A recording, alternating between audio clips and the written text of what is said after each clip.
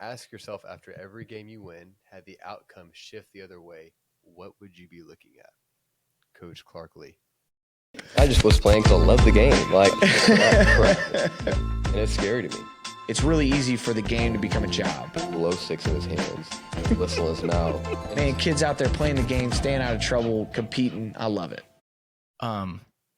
So this is going to sound kind of petty, but it brings up a bigger point that I want to make sure and talk about. You got to love starting a conversation with, this is going to sound petty. I never thought this quickly we would become the old guy category coach of back in my day, this, that, and the other, blah, blah, blah. But a couple things have happened in the last couple of weeks, and I just sit back and look and say, what the heck happened? Is it just a locale thing? Is it a generational thing? What's going on? And what I'm referring to is, I feel like I've reached a point in stage where parents don't know what they want, what they truly want out of high school programs. So I was talking to one of my coaching buddies, and he put it perfectly.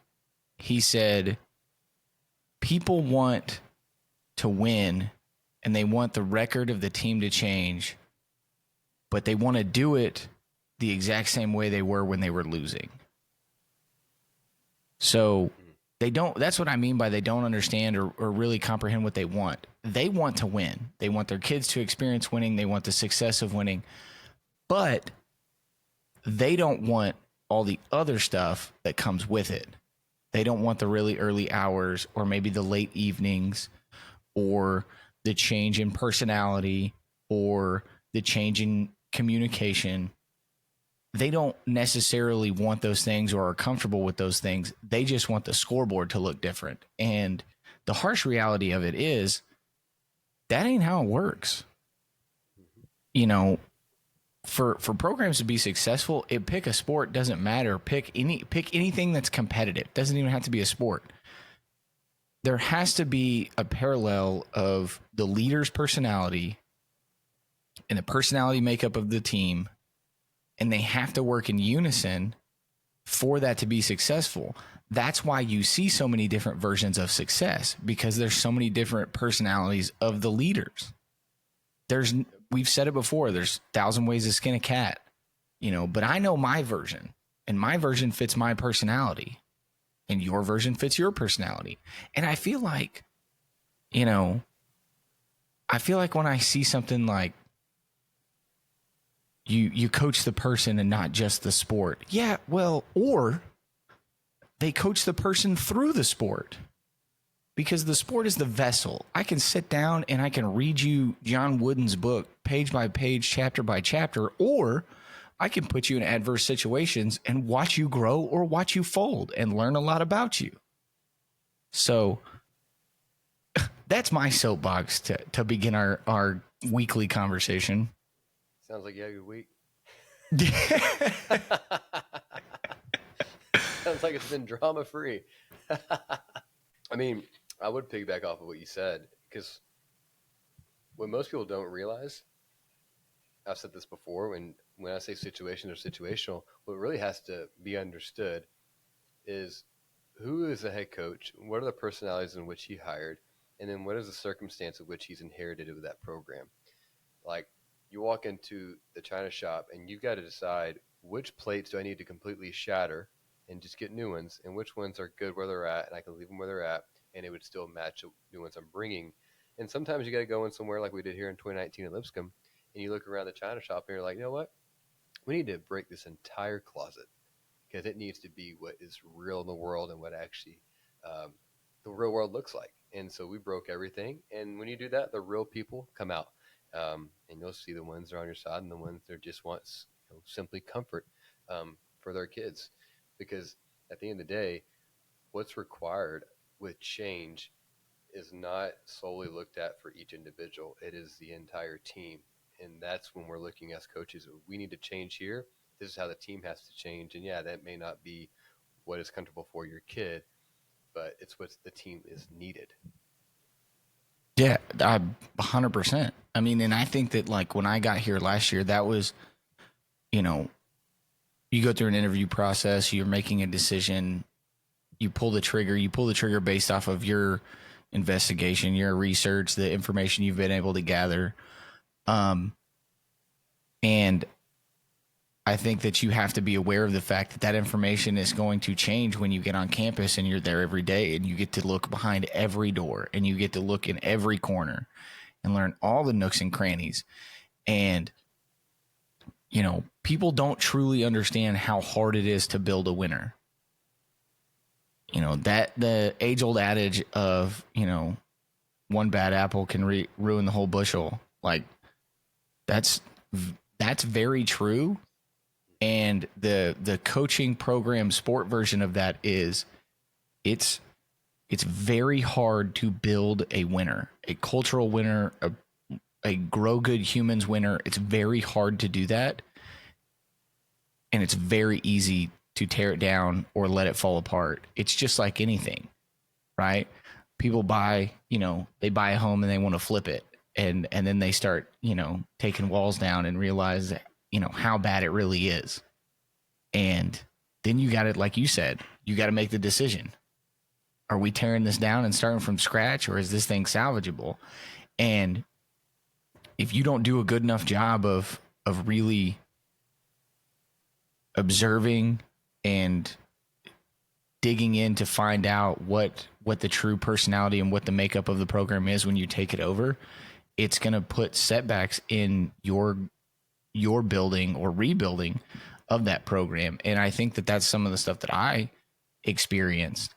And so it took a little bit longer than my impatient self would have liked, but I definitely think that I think we're getting there. I think kids are growing in the right direction. I think they're understanding the big picture. And you know, the ability to, I think a lot of the growth and maturity that comes in building a winner is those kids have got to learn that because situations are situational, you got to be able to turn it on and off. Mm-hmm. You know, you got to be able to turn on, like you can't be the same person on the field and in competition that you are when you walk into the classroom. Now you can always have compassion for somebody, but I want to know that, you know, there's a little extra juice. There's a little extra fire when we step between the lines. Yeah. And I think, you know, we talked about this at Vanderbilt a lot. Like extermination is required most of the time for growth as you're entering in a new program. And so, you know, Coach Lee would always talk about you're in your apartment and there's a certain, whether it's, you know, maybe it's in your pantry and you open it up and there's some cockroaches there. You can make a decision. You can keep that thing shut and then you can just hope nobody sees it and maybe they'll go away. Or you make the decision what you need to do for growth is what you open up every single pantry and open up every single door and you exterminate everything completely, get rid of it in order for growth to actually happen. And until you make that decision, it's just going to fester and get worse and worse and worse until all of a sudden now every door you open up, there is the infection. You got to exterminate it at some point. Yeah, and like I mean, I've said this in interviews in, you know, this journey that I've been on, and I know that it's definitely, I wouldn't say it's lost me jobs, but I know it's definitely taken me from having a chance to be on the short list to not being on the short list. But I know my personality, I know my coaching style. I'm not numbers guy. Don't hire me if your concern is the number of people enrolled in your class, in your athletics period, or on your teams, etc. That's not me. Because my perception of that goal is that I have to bend and reshape my expectations to appease the low standard. And I'm not going to do that. You know, I talked to a coach a couple of days ago that said, you know, right now we got 45, but if I roll into week 1 with 15, I'm not going to change who I am. And just 100% respect for that, because that's the part of those statements of, you know, oh, well, this coach only coaches the sport, or I really love this coach because he coaches the person and not the player. You can do both. And the harsh reality is most coaches don't, but the good ones usually do. If they're good at what they do, if they've been successful, they're not just successful X's and O's, wins and losses. They're successful in personal growth, in, player maturity. And it just baffles me because these people, you come into a community and I've only been at 2 high schools. It is what it is. You've experienced new communities more than I have, but you come into a community, and I've seen it through other people's experiences and conversations with them. But you come into these communities and they say, Coach, we want this, and we want to see our kids do this and have the opportunity to do this. Okay, well, that's going to start every day at 6:30. Oh, hey, well, Timmy rides the bus. Well, then you're not too worried about Timmy's success because you're not willing to get up and get Timmy here. So what are we talking about? And I understand extenuating circumstances. There are situations that are out of people's control. But the fact of the matter is, if you want to, you will, because you'll find a way. And the second you make a 12, 13, 14-year-old find a way, and his support system find a way, that kind of growth, he'll never recognize it, but he'll never come back. He'll never have to retrace it. When you can make that, when you can ingrain that kind of decision making of just finding a way that early, I mean, you're 10 yards down the track before the gun's been fired. And those are the things, that's how you coach the person through the sport. And so I love it. Yeah, I totally agree with all that. And at the end of the day, it's one of those things where the parents got to trust the coach and know that they're putting their kid in our hands, and that we have their best interest, but in the whole, it's the team and not just the kid. So completely agree with that. And I just thought I got one other thing. Love it. Keep going. I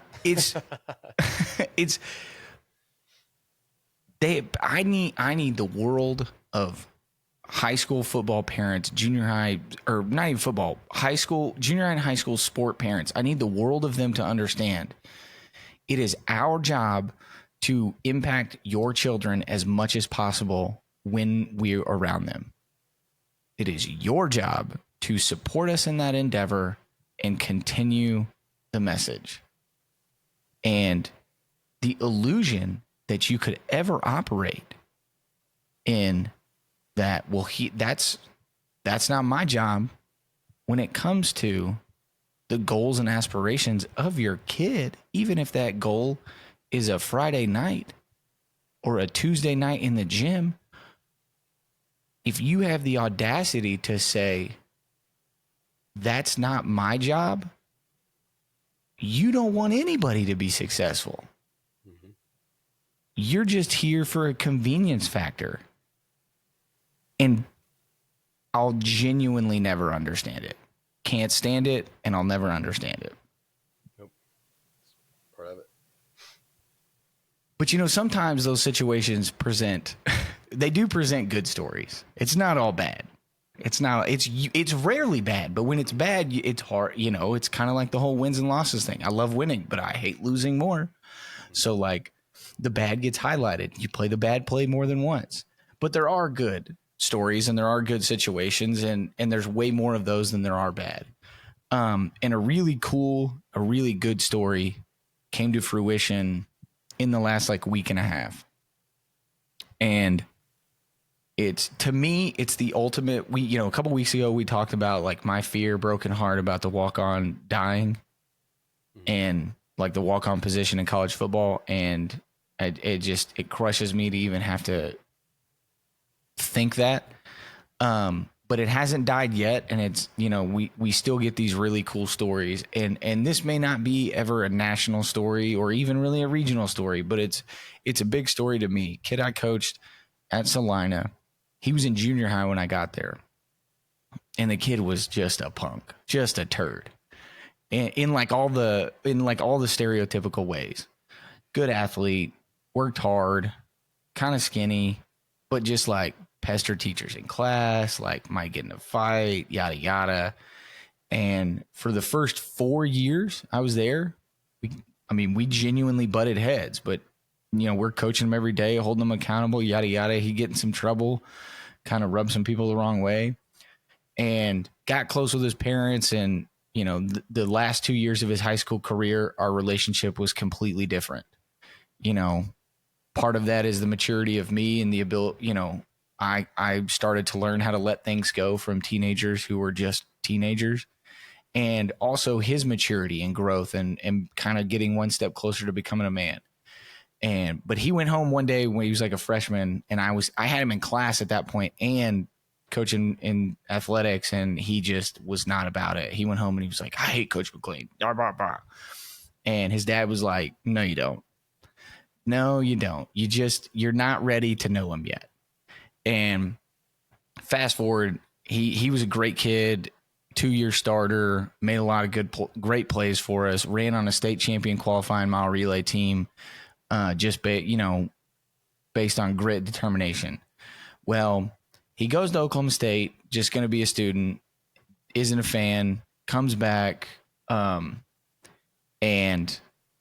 is kind of trying to figure out. He's 19, right? He's trying to figure out what he wants to do in the world. I had no clue what I was going to do when I was 19.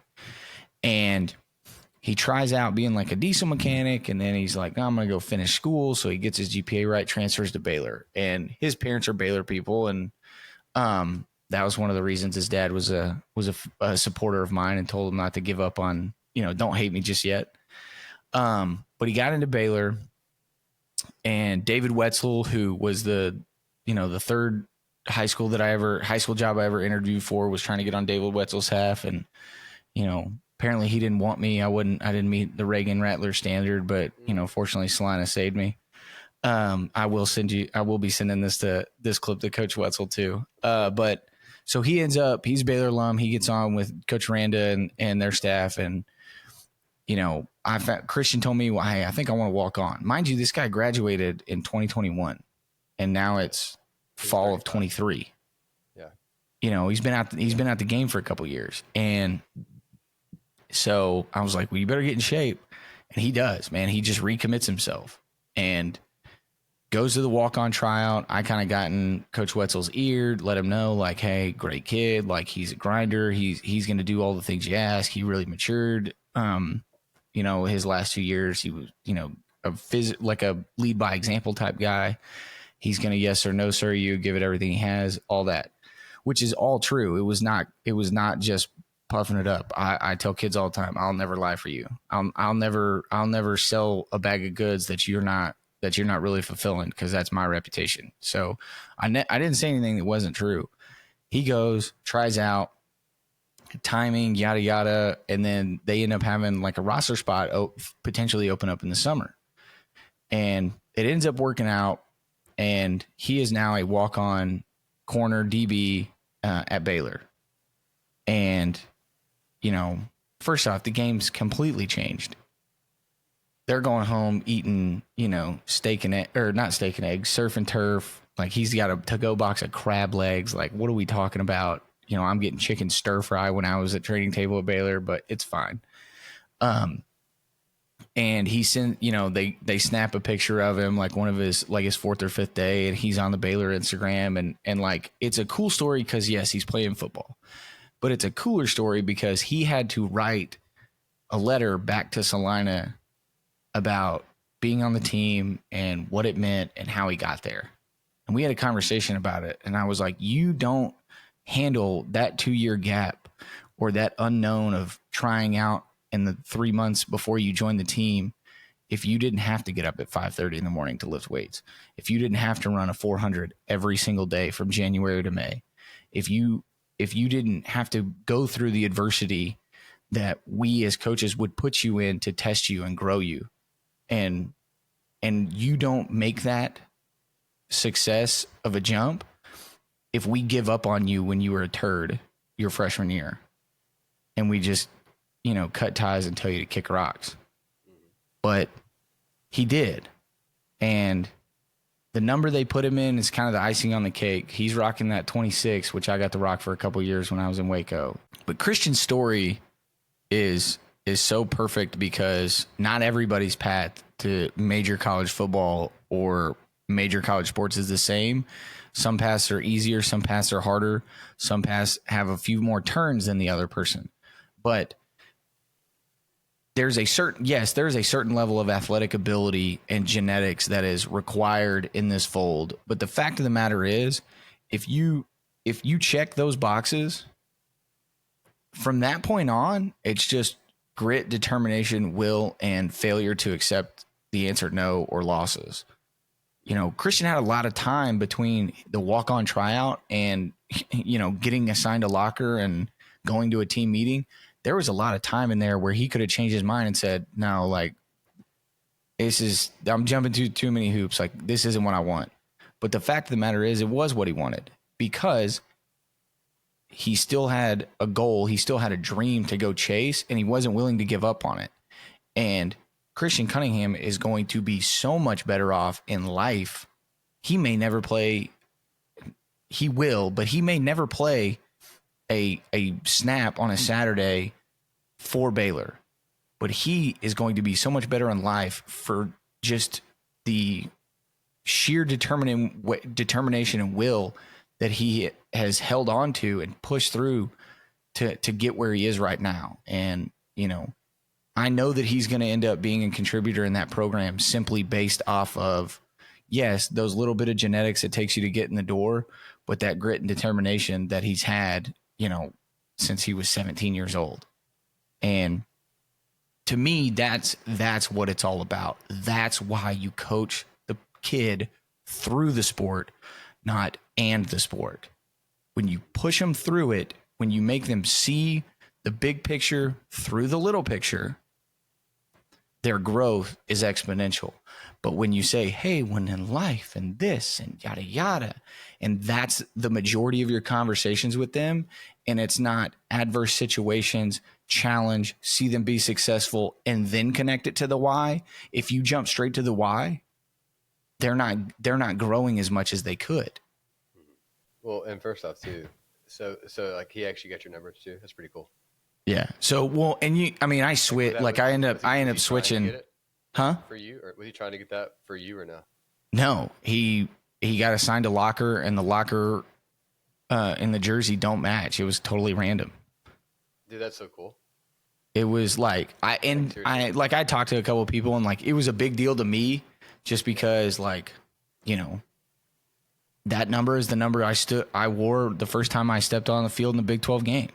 That number is the number I wore the first time I was staying in the hotel and we went to Wake Forest. Like that number was the number I had on when I made that first significant checkpoint in my minimal contribution to that program.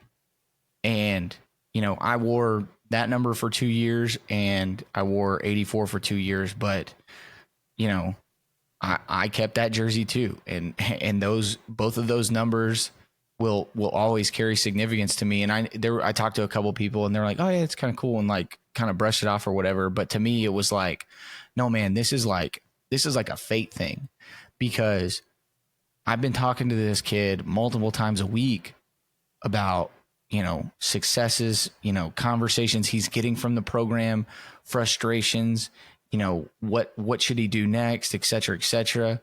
And which, you know, you've said before, like when you graduate high school, I don't stop being your coach. Like I'm coach till, you know, they put me in the ground.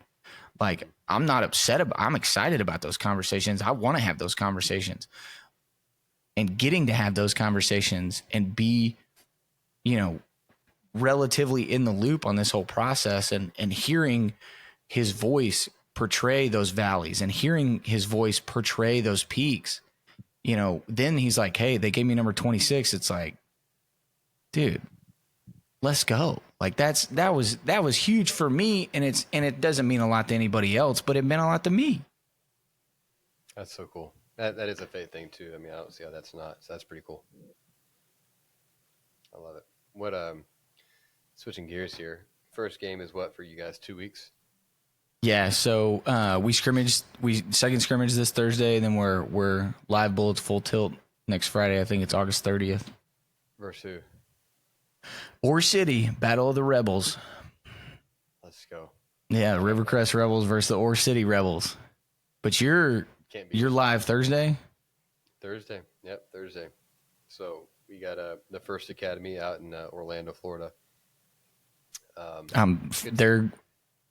They're coming here to y'all. Yeah. From Orlando. Mm-hmm. Big time football out there. Good team. A lot of transfers. Hey, you chose to coach private school ball, baby. I know. It's a lot of them. It's good. They're a good squad. Good coaches. Head coach there was a head coach at Shiloh Christian a few years ago. They were pretty good. And took the job out there, a year ago, and so they're a good program. So they're definitely on the uprise, and they're doing a good job. So we have them week 1 this week, and then next Thursday we have Thompson from Alabama. They're coming here too, so they're very good. So it'll be 2 weeks of a grinder, but I'm excited. Yeah, we the Rivercrest Rebels are gonna be road dogs this year. We got 6 road games. But hey, you know what that means for 2025? You got 6 home games, baby. That's exactly right. So, we talk about we scrimmage this past Saturday, and man, we were able to set up a scrimmage with, a fellow coaching buddy of mine he's right there. We got our head coaching jobs at the same time. We knew that scrimmages are such a delicate thing. How do you want to approach it? And we knew that our approaches were going to be similar. So we went over there and treated it like a joint practice, man. And I had a bunch of coaching buddies that are like, why the heck are you scrimmaging on a Saturday? What are you doing? And I was like, we're talking to him. We both just reached a conclusion. I'm not trying to win the scrimmage. I'm trying to get better. I'm driving a couple hours over here because they're a good football team. And we're going to do things that not everybody else does when they scrimmage. I talked to an older coach that's in the area, and because we did, we wanted it to have the environment of a joint practice. You watch Hard Knocks, you and I talk about Hard Knocks, and that was the environment. We wanted that without, that second or third day brawl that guaranteed is going to happen that ends practice early and you get on the bus and go home. Right. Yeah. We wanted that joint practice environment. So we did one-on-ones and we did pass rush and we did these different things, and we got a ton of fantastic reps on tape. And I'm talking to older coaches. They're like, man, I applaud you for doing that. I'm always just a little hesitant. I'd love to do something like that. And it's like, well, then you really wouldn't love to, because, I'm seeing guys that are trading scrimmage tape and their varsity guys got 33 snaps. Mm-hmm. And we got dang near 100, not to mention the 60 that our JV guys got. So What are you doing with your time? Dude, I like joint practices. We actually just had one the other day. I think there's so much more to your point. There's so many more benefits to it. Like we have a drill, obviously, where you can go, 3 receivers to one side, 2 to the other side, maybe with the back, and you're working on perimeter throws, whether it's switch or bubble, whatever it may be. You can do all that stuff with them. You can do inside run with those guys. So essentially it's, we end up having individual, we shared individual time. I actually ended up taking their quarterbacks. And they were going through individual. It was really cool, right? And we were pretty cool with the head coach. And there was some concept. We obviously don't play these guys in the season, but we had some concepts that they wanted for us to coach, vice versa. So we let them coach some of our kids. Hey, if we want to do this concept, how would you coach it? Let me see how you would coach it. And at the very end of that practice, then we went with I think it was a quarter or 2 quarters of an actual scrimmage. So much more benefit from that than just showing up and having a normal scrimmage. Yeah, and we used it as what I was talking about at the beginning. We used it as an opportunity to, turn the switch on and off. This is a joint practice, fellas. Get better, challenge each other, push each other, win the rep. But cut the dumb stuff. We're not here to, the scoreboard not on, and we're all about to go in here and eat a cheeseburger and listen to a good message. You don't live in the same area code as these people. You don't even play in the same region, much less district. Compete against each other. Iron sharpens iron. And when we leave, y'all watch us and cheer for us, and we'll do the same. And, you know, maybe we'll come up with a competition about stats and see which offense scores the most points and defense pitches the most shutouts and that kind of stuff. Because to me, that's what you can take a scrimmage and create that environment. Like that's a game changer, because you're setting your program and that other program. You two are completely different than everybody else. And that's what people are going to want to see and talk about. Correct. No, I like that. So last thing before we dip out of here, a couple years ago, you guys got to meet our oldest, or my middle, his oldest. And we brought him on the pod. We had him on camera very briefly because they were teeny tiny and probably farting and crapping in our laps. But Trenton has continued to parent his child into a well-behaved, well-mannered, beautiful young girl. And my wife and I wake up every morning fighting tooth and nail, you know, just to survive with this little tornado that is our middle child, Parker. And I just wanted to kind of start to share some of that with y'all, because, you know, the only thing you can do is laugh. And I want more people to, you know, sure, laugh at our pain, laugh at us. I'm at work, and Kelly my wife works in the same district. And, you know, we practice early in the morning, because if you want to, you will. And so she drops the kids off at daycare and, you know, does the super mom stuff. And she sends me a video as soon as she gets to work from our Ring camera. And all it is just her walking across the front yard from the driveway, getting our hide key, opening the door. And as soon as she opens it, she just screams, "Parker!" And that's the whole video. And immediately I knew exactly what happened. I texted her. I said, Parker locked you out of the house again, didn't she? And she goes, "Travis, I unlock the door and open it." She sticks her head around the corner and goes, "Hide and seek, mama." What a savage. What an absolute savage. So that's what we're dealing with on a daily basis. So any coaches out there, any coaches' wives out there, if you ever feel like your kid's just stressing you out and like wearing you down and putting you in an early grave, just remember, your kid's not as bad as mine, because Parker Jane is one of one. Ain't nobody else in that category. That's hilarious. That's good.